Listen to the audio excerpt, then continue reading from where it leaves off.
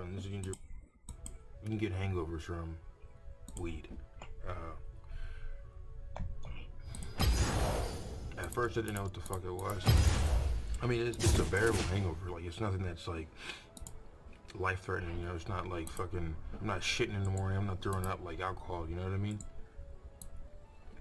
I may have, you know, I have like, I just feel really good in all honesty. That's all I'm trying to say. You know, I'm still a bit sleepy. Dry mouth, eyes are dry as well. A bit dehydrated, but I drink some water. So that's all good. But yeah, weed hangovers are real. They're just not as bad as wild. First one I did in about a few months. Man. There really isn't enough research about it, but it exists. Should be legalized. Yeah. Say what it is. There was one time I do drink wine though. First one I did in about a few, or refused to drink alcohol for. I haven't even. Well, I actually lied. St. Patrick's Day pet. For a while. Okay, buddy. In mid-February, cold Arctic air, usually contained up north in the Earth's jet stream, dipped down into the U.S. It's called a polar vortex, and it's pretty common. It's what brings the coldest air to the U.S. during the winter. What was unusual is for it to dip as far south as it did. In Texas, where February is typically dangerously low. And it came with a storm. Dipped dangerously low. And it came warm. Temperatures dipped dangerously low. In Texas, where February is typically fairly warm, temperatures dipped dangerously low. And it came with a storm. More than 4 million Texans lost power. Many wouldn't get it back for nearly 5 days. By then, pipes had frozen. People were melting snow for drinking water. And dozens had died from the cold in their cars and in their homes. And it was almost even worse.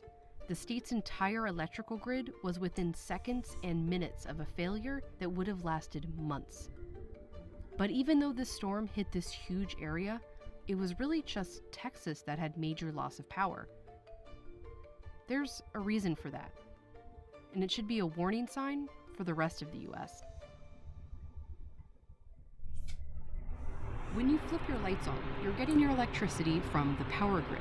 And that grid is getting the electricity from a bunch of different energy systems, like nuclear power plants, or wind farms, or natural gas facilities. In the US, these places are generally run by private energy companies that work with your local power utility, which directs the electricity around the grid and into your home.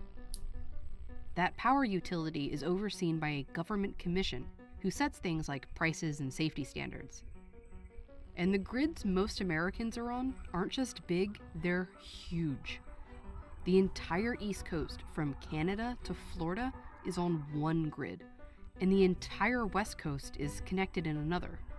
It's kind of a remarkable engineering feat. It's probably the biggest machine humans have ever built. While most power tends to stay local, this grid allows electricity to flow over huge areas and between states. Like in New York City, power comes from energy plants in New York, but also from neighboring states and even Canada. This huge grid also means in emergencies, power can be directed where it's needed. Like in Oklahoma, which was also hit bad during the February winter storm. They needed more power, and instead of they were able to get electricity from neighboring states through the grid.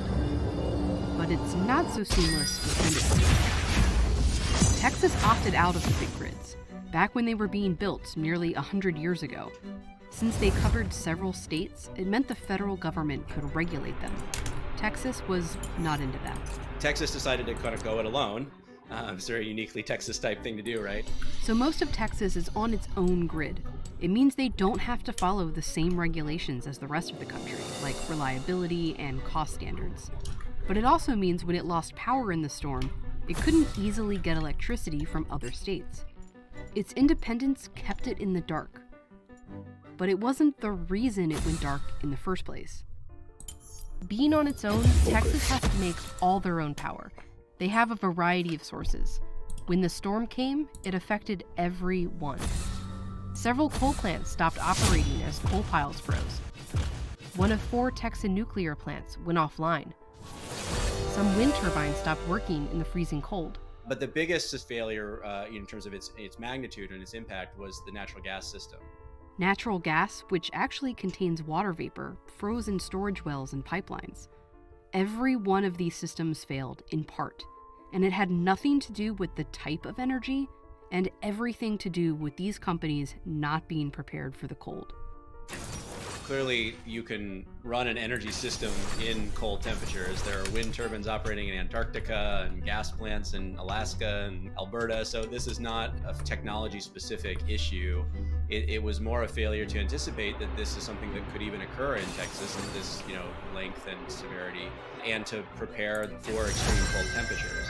But it should have been anticipated, because this has happened in Texas before. In 1989, the same kind of Arctic storm caused natural gas plants to have the same problems, resulting in rolling blackouts.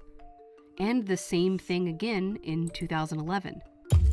And both times, federal commissions recommended utilities ensure You want style? You found her.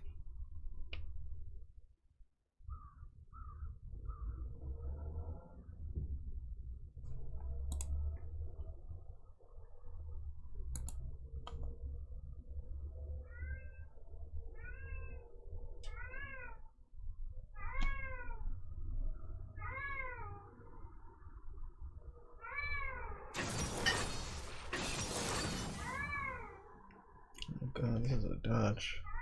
This dude is terrible.